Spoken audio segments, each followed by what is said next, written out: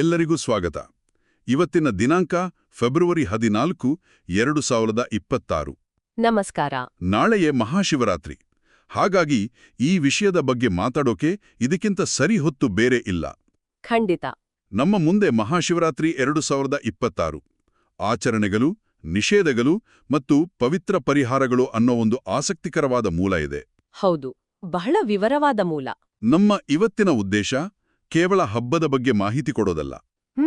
ಬದಲಾಗಿ ಈ ಮೂಲದಲ್ಲಿರೋ ಆಳವಾದ ವಿಚಾರಗಳನ್ನ ಸ್ವಲ್ಪ ಕೆದಕಿ ನೋಡೋದು. ಈ ಬಾರಿಯ ಶಿವರಾತ್ರಿ ಯಾಕೆ ಅಷ್ಟು ವಿಶೇಷ?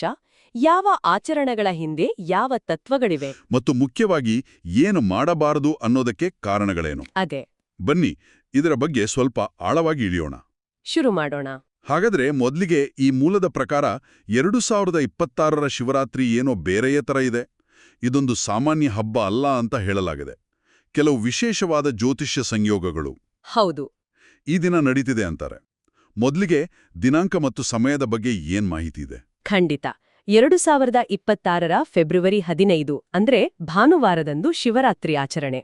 ಓಕೆ. ಚತುರ್ದಶಿ ತಿಥಿ ಶುರುವಾಗೋದು ಫೆಬ್ರವರಿ 15ರ ಸಂಜೆ ಸುಮಾರು 5 ಗಂಟೆಗೆ ಮತ್ತು ಮುಗಿಯೋದು ಮರುದಿನ ಫೆಬ್ರವರಿ 16 ಸೋಮವಾರ ಸಂಜೆ 5:30ಕ್ಕೆ. ಸರಿ, ಹಾಗಾದ್ರೆ ಪೂಜೆಗೆ ಪ್ರಶಸ್ತವಾದ ಸಮಯ ಯಾವುದು?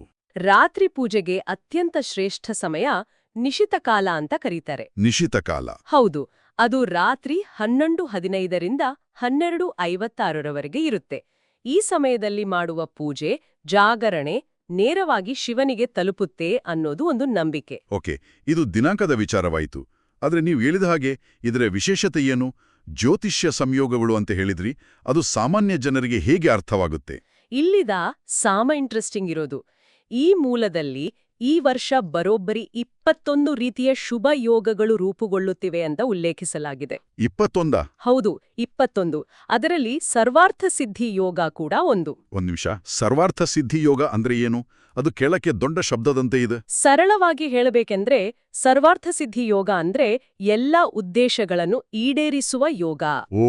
ಅಂದ್ರೆ ಆ ದಿನ ನಾವು ಯಾವುದೇ ಶುಭ ಸಂಕಲ್ಪ ಮಾಡಿದ್ರು, ಯಾವುದೇ ಕೆಲಸ ಶುರು ಮಾಡಿದ್ರು ಅದು ಸಂಪೂರ್ಣವಾಗಿ ಸಿದ್ಧಿಸ್ತದೆ, ಯಶಸ್ವಿಯಾಗುತ್ತದೆ ಅನ್ನೋ ಒಂದು ನಂಬಿಕೆ. ವಾವ್. ಇದ್ರ ಜೊತೆಗೆ ಧನಪ್ರಾಪ್ತಿ ಯೋಗ ಕೂಡ ಇದೆ. ಇದು ನಮ್ಮ ಆರ್ಥಿಕ ಪ್ರಯತ್ನಗಳಿಗೆ ಒಂದು ರೀತಿ ಹೇಗೇಳೋದು, ಒಂದು ಕಾಸ್ಮಿಕ್ ಬೂಸ್ಟ್ ಕೊಟ್ಟ ಹಾಗೆ. ಸರಿ ಸರಿ. ಅಷ್ಟೇ ಅಲ್ಲ, 172 ವರ್ಷಗಳ ನಂತರ ಶುಕ್ರ, ಗುರು ಮತ್ತು ಚಂದ್ರ ಗ್ರಹಗಳ ಒಂದು ಅಪರೂಪದ ಮತ್ತು ಶಕ್ತಿಶಾಲಿ ಸಂಯೋಗ ಕೂಡ ಈ ದಿನ ಆಗ್ತದೆ. 172 ವರ್ಷಗಳ ನಂತರವೇ? ಹೌದು. ಇದೆಲ್ಲ ಸೇರಿ ಈ ದಿನವನ್ನು ಆಧ್ಯಾತ್ಮಿಕವಾಗಿ ಮತ್ತು ಲೌಕಿಕವಾಗಿ ಬಹಳ ಪ್ರಬಲವಾಗಿಸಿದೆ. ಇದು ಕೇಳೋದಕ್ಕೆ ರೋಮಾಂಚನೆ ಆಗ್ತಿದೆ. ಹಾಗಾದ್ರೆ ಇದು ಕೇವಲ ಧಾರ್ಮಿಕ ದಿನವಲ್ಲ, ವೈಯಕ್ತಿಕ ಗುರಿಗಳನ್ನು ಸಾಧಿಸಲು ಕೂಡ ಒಂದು ಪ್ರಶಸ್ತವಾದ ಸಮಯ ಅಂತಾಯಿತು. ಖಂಡಿತವಾಗಿಯೂ. ಸರಿ, ಇಷ್ಟು ಶಕ್ತಿಯುತ ದಿನದಂದು ವ್ರತ ಮಾಡಬೇಕು ಅನ್ಕೊಂಡವ್ರಿಗೆ ಈ ಮೂಲದಲ್ಲಿ ಯಾವ ರೀತಿ ಮಾರ್ಗದರ್ಶನ ಇದೆ? ಉಪವಾಸ ಮತ್ತು ಪೂಜೆಯ ಕ್ರಮ ಹೇಗಿರಬೇಕು? ವ್ರತದ ಮೂಲ ಉದ್ದೇಶವೇ ಶಿಸ್ತು ಮತ್ತು ಸಮರ್ಪಣೆ. ಬೆಳಿಗ್ಗೆ ಬ್ರಹ್ಮ ಮುಹೂರ್ತದಲ್ಲಿ ಎದ್ದು ಸ್ನಾನ ಮಾಡಿ ಶುಭ್ರವಾದ ಬಟ್ಟೆ ಧರಿಸಿ, ಇವತ್ತು ನಾನು ಶಿವನ ಕೃಪೆಗಾಗಿ ವ್ರತ ಮಾಡುತ್ತೇನೆ ಅಂತ ಸಂಕಲ್ಪ ಮಾಡ್ಕೋಬೇಕು. ಉಪವಾಸದ ಬಗ್ಗೆ ಏನು ಹೇಳಿದ್ದಾರೆ? ಉಪವಾಸದ ವಿಚಾರಕ್ಕೆ ಬಂದರೆ ಅವರವರ ಶಕ್ತಿಗೆ ಅನುಸಾರವಾಗಿ ಮಾಡಬಹುದು. ಕೆಲವರು ನೀರು ಕೂಡ ಕುಡಿದೇ ನಿರ್ಜಲ ಉಪವಾಸ ಮಾಡ್ತಾರೆ. ಓ, ಅದು ಕಷ್ಟ ಅಲ್ವಾ? ಹೌದು, ಎಲ್ಲರಿಗೂ ಸಾಧ್ಯವಿಲ್ಲ. ಹಾಗಾಗಿ ಇನ್ನು ಕೆಲವರು ಹಣ್ಣುಗಳನ್ನು ಅಂದರೆ ಫಲಾಹಾರವನ್ನು ಮಾತ್ರ ಸೇವಿಸಿ ವ್ರತ ಮಾಡ್ತಾರೆ. ಇಲ್ಲಿ ಮುಖ್ಯವಾದದ್ದು ಶ್ರದ್ಧೆ, ದೇಹವನ್ನು ದಂಡಿಸುವುದಲ್ಲ. ಸರಿ, ಪೂಜೆಗೆ ಬೇಕಾದ ಸಾಮಗ್ರಿಗಳ ಬಗ್ಗೆನೂ ಮಾಹಿತಿ ಇದೆ ಅಲ್ಲ? ಹೌದು, ಒಂದು ಪಟ್ಟಿ ಕೊಟ್ಟಿದ್ದಾರೆ. ಬಿಲ್ವಪತ್ರೆ, ಗಂಗಾಜಲ, ಹಸಿ ಹಾಲು, ಮೊಸರು, ತುಪ್ಪ, ಗಂಧ, ಭಸ್ಮ, ದತ್ತೂರ ಹೂವು, ಎಕ್ಕದ ಹೂವುಗಳು ಮತ್ತು ಬಿಳಿ ವಸ್ತ್ರ. ಇವೆಲ್ಲವೂ ಶಿವನಿಗೆ ಪ್ರಿಯವಾದ ವಸ್ತುಗಳು ಅಂತ ಹೇಳಲಾಗುತ್ತೆ. ಪ್ರತಿಯೊಂದಕ್ಕೂ ಅದರದೇ ಆದ ಸಾಂಕೇತಿಕ ಅರ್ಥ ಇರುತ್ತೆ ಅಲ್ವಾ? ಖಂಡಿತ. ಹಾಗಾದ್ರೆ ಪೂಜೆಯ ಕ್ರಮ ಹೇಗಿರಬೇಕು? ಕೇವಲ ವಸ್ತುಗಳನ್ನು ಅರ್ಪಿಸಿದರೆ ಸಾಕೆ ಅಥವಾ ಅದಕ್ಕೊಂದು ವಿಧಾನವಿದೆಯಾ? ಖಂಡಿತ ವಿಧಾನವಿದೆ. ಶಿವಲಿಂಗಕ್ಕೆ ಅಭಿಷೇಕ ಮಾಡುವುದು ಪೂಜೆಯ ಪ್ರಮುಖ ಭಾಗ. ಓಕೆ. ಮೊದಲು ಗಂಗಾಜಲದಿಂದ, ನಂತರ ಪಂಚಾಮೃತದಿಂದ ಅಭಿಷೇಕ ಮಾಡಬೇಕು. ಪಂಚಾಮೃತ ಅಂದ್ರೆ 5 ವಸ್ತುಗಳ ಮಿಶ್ರಣ? ಹೌದು. ಹಸಿ ಹಾಲು, ಮೊಸರು, ತುಪ್ಪ, ಜೇನುತುಪ್ಪ ಮತ್ತು ಸಕ್ಕರೆಯ ಮಿಶ್ರಣ. ಇದು 5 ದೈವಿಕ ವಸ್ತುಗಳ ಸಂಕೇತ. ಸರಿ, ಪ್ರತಿ ಅಭಿಷೇಕದ ನಂತರ ಮತ್ತೆ ಶುದ್ಧ ನೀರಿನಿಂದ ಸ್ನಾನ ಮಾಡಿಸಬೇಕು. ಇದು ಶುದ್ಧೀಕರಣದ ಪ್ರಕ್ರಿಯೆ. ಬಿಲ್ವಪತ್ರಿಯನ್ನು ಅರ್ಪಿಸುವ ಬಗ್ಗೆ ವಿಶೇಷವಾಗಿ ಹೇಳಲಾಗುತ್ತೆ. ಯಾಕೆ? ಹೌದು, ಓಂ ನಮಃಶಿವಾಯ ಮಂತ್ರವನ್ನು ಹೇಳ್ತಾ 3 ದಳಗಳಿರುವ ಬಿಲ್ವಪತ್ರೆಯನ್ನು ಶಿವಲಿಂಗಕ್ಕೆ ಅರ್ಪಿಸಬೇಕು. ಈ 3 ದಳಗಳು ಬ್ರಹ್ಮ, ವಿಷ್ಣು, ಮಹೇಶ್ವರರ ಸಂಕೇತ ಹಾಗೂ ಶಿವನ 3 ಕಣ್ಣುಗಳ ಪ್ರತೀಕ ಅಂತಾನೂ ಹೇಳಲಾಗುತ್ತೆ. ಓ, ಹಾಗೇನಾ? ನಂತರ ದೀಪಧೂಪಗಳನ್ನು ಬೆಳಗಿ ಶಿವಪಂಚಾಕ್ಷರಿ ಮಂತ್ರವನ್ನು ಕನಿಷ್ಠ 108 ಬಾರಿ ಜಪಿಸಬೇಕು. ಇದು ಮನಸ್ಸನ್ನು ಏಕಾಗ್ರಗೊಳಿಸಲು ಸಹಾಯ ಮಾಡುತ್ತೆ. ಸರಿ, ಪೂಜೆಯ ಕ್ರಮ ಗೊತ್ತಾಯ್ತು. ಆದ್ರೆ ಈ ಮೂಲದಲ್ಲಿ ಮಾಡಬೇಕಾದ್ದಕ್ಕಿಂತ ಹೆಚ್ಚಾಗಿ ಮಾಡಬಾರದು ಎಂಬುದರ ಮೇಲೆ ಹೆಚ್ಚು ಗಮನ ಹರಿಸಿದಂತೆ ಕಾಣುತ್ತಿದೆ. ಹೌದು. ನಿಷೇಧಗಳು ಯಾವುವು ಮತ್ತು ಯಾಕೆ ಅವು ಅಷ್ಟು ಮುಖ್ಯ ಅನ್ನೋದ್ರ ಬಗ್ಗೆ ಚರ್ಚಿಸೋಣ. ಇದು ತುಂಬಾ ಕುತೂಹಲಕಾರಿಯಾಗಿದೆ. ಹೌದು, ಈ ಮೂಲದಲ್ಲಿ 5 ಪ್ರಮುಖ ತಪ್ಪುಗಳನ್ನು ಮಾಡಬಾರದು ಅಂತ ಪದೇ ಪದೇ ಎಚ್ಚರಿಸಲಾಗಿದೆ. ಮೊದಲನೆಯದು ಯಾವುದು? ಮೊದಲನೆಯದು ಮತ್ತು ಅತ್ಯಂತ ಮುಖ್ಯವಾದದ್ದು ತಾಮಸಿಕ ಆಹಾರ ಸೇವನೆ. ಅಂದರೆ ಮಾಂಸ, ಮದ್ಯ, ಬೆಳ್ಳುಳ್ಳಿ ಮತ್ತು ಈರುಳ್ಳಿಯನ್ನು ಕಟ್ಟುನಿಟ್ಟಾಗಿ ತ್ಯಜಿಸಬೇಕು. ಮನೆಯಲ್ಲಿಯೂ ಆ ದಿನ ಸಾತ್ವಿಕ ಆಹಾರವನ್ನೇ ತಯಾರಿಸಬೇಕು. ಖಂಡಿತ. ಇದರಲ್ಲಿ ಒಂದು ಮಾತು ಹೇಳಿದ್ದಾರೆ, ಇದನ್ನು ಸೇವಿಸಿದ್ರೆ 7 ಜನ್ಮಗಳವರೆಗೆ ಕಷ್ಟಪಡಬೇಕಾಗ್ತದೆ ಅಂತ. ಇದನ್ನು ಅಕ್ಷರಶಃ ತಗೊಳ್ಬೇಕಾ ಅಥವಾ ಇದೊಂದು ರೂಪಕವೇ? ಅದೊಂದು ಅತ್ಯುತ್ತಮ ಪ್ರಶ್ನೆ. ಇದು ಹೆಚ್ಚಾಗಿ ಒಂದು ರೂಪಕವೇ. ಇದರ ಹಿಂದಿನ ತತ್ವವೇನೆಂದರೆ, ತಾಮಸಿಕ ಆಹಾರಗಳು ದೇಹದಲ್ಲಿ ಮತ್ತು ಮನಸ್ಸಿನಲ್ಲಿ ಜಡತ್ವ, ಕೋಪ ಮತ್ತು ಚಂಚಲತೆಯನ್ನು ಹೆಚ್ಚಿಸುತ್ತವೆ. ಓಕೆ. ಶಿವರಾತ್ರಿಯಂತಹ ಶಕ್ತಿಯುತ ದಿನದಂದು ನಮ್ಮ ದೇಹ ಮತ್ತು ಮನಸ್ಸು ಆದಷ್ಟು ಶುದ್ಧವಾಗಿ ಗ್ರಹಣ ಶಕ್ತಿಯಿಂದ ಕೂಡಿರಬೇಕು. ತಾಮಸಿಕ ಆಹಾರ ಆ ಗ್ರಹಣ ಶಕ್ತಿಯನ್ನು ಕಡಿಮೆ ಮಾಡಿಬಿಡುತ್ತೆ. ಸೊ 7 ಜನ್ಮಗಳ ಕಷ್ಟ ಅನ್ನೋದು ಅದರ ಗಂಭೀರತೆಯನ್ನು ತಿಳಿಸೋ ಒಂದು ಮಾರ್ಗ. ಖಂಡಿತವಾಗಿಯೂ. ಅರ್ಥವಾಯಿತು. ಹಾಗಾದರೆ 2ನೇ ನಿಷೇಧ ಏನು?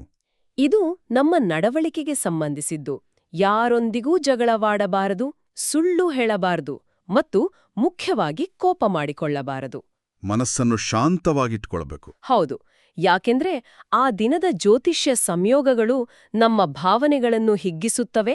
ಶಾಂತವಾಗಿದ್ರೆ ಶಾಂತಿ ಹೆಚ್ಚುತ್ತದೆ, ಕೋಪಗೊಂಡ್ರೆ ಕೋಪವು ಹೆಚ್ಚುತ್ತದೆ. ಓ, ಹಾಗಾಗಿ ನಮ್ಮ ಆಂತರಿಕ ಸ್ಥಿತಿ ಬಹಳ ಮುಖ್ಯವಾಗುತ್ತದೆ. ಇದೇ ವಿಷಯದಲ್ಲಿ ದಂಪತಿಗಳು ಬ್ರಹ್ಮಚರ್ಯವನ್ನು ಪಾಲಿಸಬೇಕು ಅಂತಾನೂ ಹೇಳಲಾಗಿದೆ. ಹೌದು. ಇದು ಕೇವಲ ದೈಹಿಕ ಸಂಯಮದ ಬಗ್ಗೆಯಾಣ ಅಥವಾ ಆ ದಿನದ ಶಕ್ತಿಯನ್ನು ಬೇರೆಡೆಗೆ ಹರಿಯದಂತೆ ನೋಡಿಕೊಳ್ಳುವ ಒಂದು ವಿಧಾನವೇ? ಎರಡೂ ಹೌದು. ಪ್ರಾಥಮಿಕವಾಗಿ ಇದು ಆಧ್ಯಾತ್ಮಿಕ ಶಕ್ತಿಯನ್ನು ಉಳಿಸಿಕೊಳ್ಳುವ ಮತ್ತು ಅದನ್ನು ಊರ್ಧ್ವಮುಖವಾಗಿ ಅಂದರೆ ಆತ್ಮದ ಕಡೆಗೆ ಹರಿಸುವ ಒಂದು ವಿಧಾನ. ಲೌಕಿಕ ಸುಖಗಳಿಂದ ದೂರವಿದ್ದು ಮನಸ್ಸನ್ನು ಸಂಪೂರ್ಣವಾಗಿ ದೈವದ ಕಡೆಗೆ ಕೇಂದ್ರೀಕರಿಸುವುದು ಇದರ ಉದ್ದೇಶ. ಸರಿ, 3ನೇ ನಿಷೇಧ ಶಿವನಿಗೆ ಅರ್ಪಿಸುವ ವಸ್ತುಗಳಿಗೆ ಸಂಬಂಧಿಸಿದ್ದು. ಇಲ್ಲಿ ಒಂದು ವಿಚಿತ್ರವಾದ ಪಟ್ಟಿ ಇದೆ. ಸಾಮಾನ್ಯವಾಗಿ ಪೂಜೆಯಲ್ಲಿ ಬಹಳ ಶುಭಕರವಾದ ಅರಿಶಿಣ ಮತ್ತು ತೆಂಗಿನ ನೀರನ್ನು ಶಿವನಿಗೆ ಅರ್ಪಿಸಬಾರದು ಅಂತ ಹೇಳಲಾಗಿದೆ. ಯಾಕೆ? ಇದು ತುಂಬಾ ಆಸಕ್ತಿದಾಯಕ ವಿಚಾರ. ಅರಿಶಿಣವನ್ನು ಸೌಂದರ್ಯವರ್ಧಕವಾಗಿ ಮತ್ತು ಸ್ತ್ರೀಯರ ಮಾಂಗಲ್ಯಕ್ಕೆ ಸಂಬಂಧಿಸಿದ ವಸ್ತುವಾಗಿ ಪರಿಗಣಿಸಲಾಗುತ್ತೆ. ಹೌದು. ಶಿವನು ವೈರಾಗ್ಯದ ಸಂಕೇತ. ಹಾಗಾಗಿ ಸೌಂದರ್ಯ ಮತ್ತು ಲೌಕಿಕತೆಗೆ ಸಂಬಂಧಿಸಿದ ಅರಿಶಿಣವನ್ನು ಶಿವಲಿಂಗಕ್ಕೆ ಅರ್ಪಿಸುವುದಿಲ್ಲ. ಓ, ಇದು ಅದರ ಹಿಂದಿನ ತರ್ಕ. ಇನ್ನು ತೆಂಗಿನ ನೀರು, ಒಮ್ಮೆ ತೆಂಗಿನಕಾಯಿಯಿಂದ ಹೊರಬಂದ ಮೇಲೆ ಅದನ್ನು ದೇವರಿಗೆ ಅಭಿಷೇಕ ಮಾಡೋದಿಲ್ಲ. ತೆಂಗಿನಕಾಯಿ ಪೂರ್ಣವಾಗಿ ದೇವರಿಗೆ ಅರ್ಪಿಸಲಾಗುತ್ತೆ. ಸರಿ. ಕೂಡ ಬೇರೆ ದೇವತೆಗಳಿಗೆ ಪ್ರಿಯವಾದರೂ ಶಿವನ ವೈರಾಗ್ಯ ಸ್ವರೂಪಕ್ಕೆ ಬಿಲ್ವಪತ್ರೆ, ಭಸ್ಮದಂಥ ವಸ್ತುಗಳೇ ಹೆಚ್ಚು ಸೂಕ್ತ ಅಂತೆ ಶಾಸ್ತ್ರಗಳು ಹೇಳುತ್ತವೆ. ಇದು ನಿಜಕ್ಕೂ ಕುತೂಹಲಕಾರಿ. ನಾವು ಬಳಸುವ ಪ್ರತಿಯೊಂದು ವಸ್ತುವಿನ ಹಿಂದೆ ಇಷ್ಟೊಂದು ಆಳವಾದ ಸಾಂಕೇತಿಕ ಅರ್ಥಗಳಿವೆ. ಖಂಡಿತ. ಇನ್ನು 4ನೇ ನಿಷೇಧ ವೈಯಕ್ತಿಕ ಸ್ವಚ್ಛತೆ ಮತ್ತು ಮನೆಯ ವಾತಾವರಣಕ್ಕೆ ಸಂಬಂಧಪಟ್ಟಿದ್ದು. ಕಪ್ಪು ಬಟ್ಟೆ ಧರಿಸಬಾರದು ಅಂತ ಹೇಳಲಾಗಿದೆ. ಇದರ ಹಿಂದಿನ ತರ್ಕವೇನು? ಬಣ್ಣಗಳಿಗೆ ಅವುಗಳದ್ದೇ ಆದ ಸ್ಪಂದನವಿರುತ್ತೆ. ಕಪ್ಪು ಬಣ್ಣವು ಶನಿಗ್ರಹ ಮತ್ತು ನಕಾರಾತ್ಮಕ ಶಕ್ತಿಯನ್ನು ಆಕರ್ಷಿಸುತ್ತದೆ ಅನ್ನೋ ನಂಬಿಕೆ ಇದೆ.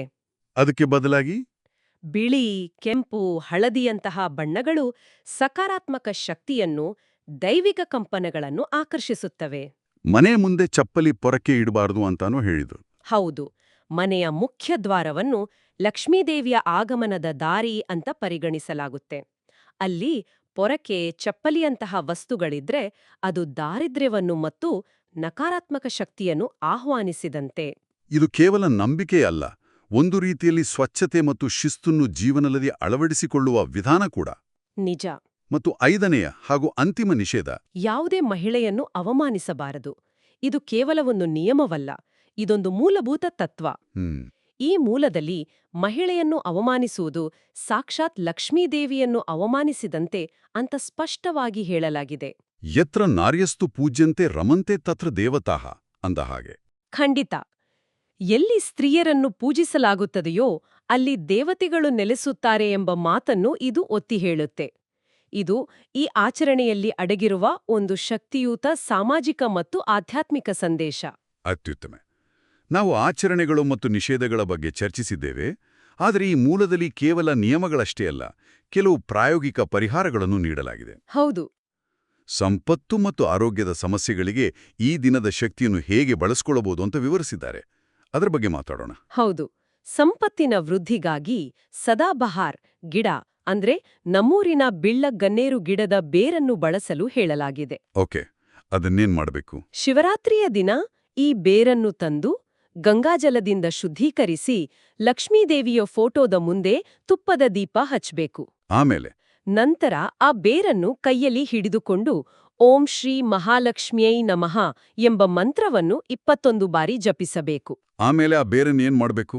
ಆ ಮಂತ್ರದಿಂದ ಶಕ್ತಿ ತುಂಬಿದ ಬೇರನ್ನು ಒಂದು ಬೆಳ್ಳಿ ಅಥವಾ ತಾಮ್ರದ ತಾಯತ್ತದಲ್ಲಿಟ್ಟು ಕುತ್ತಿಗೆಗೆ ಅಥವಾ ಕೈಗೆ ಧರಿಸಿಕೊಳ್ಳಬೇಕು ಅಂತ ಈ ಮೂಲದಲ್ಲಿ ಸೂಚಿಸಲಾಗಿದೆ. ಇದು ಕುತೂಹಲಕಾರಿಯಾಗಿದೆ. ಸದಾಬಹಾರ್ ಗಿಡರ್ ಯಾಕೆ? ಸದಾಬಹಾರ್ ಗಿಡವು ನಿರಂತರವಾಗಿ ಹೂ ಬಿಡುವುದರಿಂದ ಅದು ನಿರಂತರ ಸಂಪತ್ತಿನ ಸಂಕೇತವೆಂದು ಭಾವಿಸಲಾಗುತ್ತೆ. ಹಾಗೇ ಆರೋಗ್ಯ ಸಮಸ್ಯೆಗಳಿಗೂ ಒಂದು ಪರಿಹಾರ ಸೂಚಿಸಲಾಗಿದೆ. ಚಮೇಲಿ ಅಂದ್ರೆ ಮಲ್ಲಿಗೆ ಗಿಡದ ಬೇರನ್ನು ಬಳಸಲು ಹೇಳಿದ್ದಾರೆ. ಅದು ಹೇಗೆ ಕೆಲಸ ಮಾಡುತ್ತೆ? ದೀರ್ಘಕಾಲದ ಅನಾರೋಗ್ಯದಿಂದ ಬಳಲುತ್ತಿರುವವರು ಅಥವಾ ಯಾವುದೋ ನಕಾರಾತ್ಮಕ ಶಕ್ತಿಯಿಂದ ತೊಂದರೆಯಲ್ಲಿದ್ದೇವೆ ಎಂದು ಭಾವಿಸುವವರಿಗೆ ಈ ಪರಿಹಾರ. ಏನು ಮಾಡಬೇಕು? ಮಲ್ಲಿಗೆ ಗಿಡದ ಬೇರನ್ನು ತಂದು ಶುದ್ಧೀಕರಿಸಿ ಹನುಮಂತನ ದೇವಸ್ಥಾನಕ್ಕೆ ತೆಗೆದುಕೊಂಡು ಹೋಗಬೇಕು. ಅಲ್ಲಿ ಮಲ್ಲಿಗೆ ಎಣ್ಣೆಯ ದೀಪವನ್ನು ಹಚ್ಚಿ ಹನುಮಾನ್ ಚಾಲೀಸ ಪಠಿಸಬೇಕು.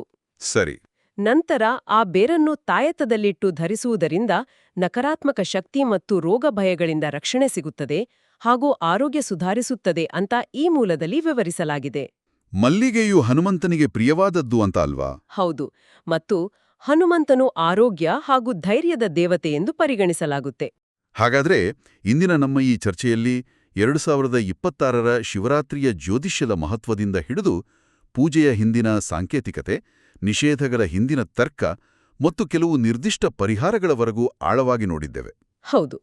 ಇಲ್ಲಿ ಒಟ್ಟಾರೆಯಾಗಿ ಗಮನಿಸಬೇಕಾದ ಅಂಶವೆಂದರೆ ಭಕ್ತಿ, ಶಿಸ್ತು ಮತ್ತು ಕಾರ್ಯರೂಪದ ಕ್ರಿಯೆಗಳ ನಡುವಿನ ಸಂಬಂಧ. ಈ ನಿಷೇಧಗಳು ಕೇವಲ ಕಟ್ಟುಪಾಡುಗಳಲ್ಲ, ಬದಲಿಗೆ ಆ ದಿನದ ವಿಶೇಷವಾದ ಕಾಸ್ಮಿಕ್ ಶಕ್ತಿಯನ್ನು ಸಂಪೂರ್ಣವಾಗಿ ಹೀರಿಕೊಳ್ಳಲು ನಮ್ಮನ್ನು ಮಾನಸಿಕವಾಗಿ ಮತ್ತು ದೈಹಿಕವಾಗಿ ಸಿದ್ಧಪಡಿಸುವ ಸಾಧನಗಳು. ಮನಸ್ಸು, ಮಾತು ಮತ್ತು ನಮ್ಮ ಕೆಲಸ, ಈ ಮೂರರ ಶುದ್ಧತೆ ಬಹಳ ಮುಖ್ಯ ಅಂತ ಈ ಮೂಲವು ಒತ್ತಿ ಹೇಳುತ್ತೆ. ಖಂಡಿತ. ಈ ಮೂಲವು ಶಿವರಾತ್ರಿಯನ್ನ ಆತ್ಮಶುದ್ಧಿಯ ಒಂದು ಅದ್ಭುತ ಅವಕಾಶವೆಂದು ಪದೇ ಪದೇ ಹೇಳುತ್ತೆ. ನಮ್ಮ ಹಿಂದಿನ ಕಷ್ಟಗಳಿಗೆ ನಮ್ಮ ಹಿಂದಿನ ಕರ್ಮಗಳೇ ಕಾರಣವಿರಬಹುದು ಅಂತಾನೂ ಅದು ಸೂಚಿಸುತ್ತೆ. ಹೌದು. ಹಾಗಾದ್ರೆ ಕೇಳುಗರು ಯೋಚಿಸಬೇಕಾದ ಒಂದು ವಿಷಯವಿದೆ. ಈ ದಿನದ ಶಿಸ್ತು ಅಂದ್ರೆ ಆಹಾರದ ಮೇಲಿನ ನಿಯಂತ್ರಣ, ಮಾತಿನ ಮೇಲಿನ ಹಿಡಿತ ಮತ್ತು ಕೋಪವನ್ನು ಗೆಲ್ಲುವುದು. ಇವುಗಳನ್ನು ಕೇವಲ ಹಬ್ಬದ ಒಂದು ದಿನಕ್ಕೆ ಸೀಮಿತಗೊಳಿಸದೆ, ಹಬ್ಬದ ನಂತರವೂ ನಮ್ಮ ದೈನಂದಿನ ಜೀವನದಲ್ಲಿ ವೈಯಕ್ತಿಕ ಬೆಳವಣಿಗೆ ಮತ್ತು ಆತ್ಮಾವಲೋಕನದ ಸಾಧನವಾಗಿ ಹೇಗೆ ಬಳಸಿಕೊಳ್ಳಬಹುದು?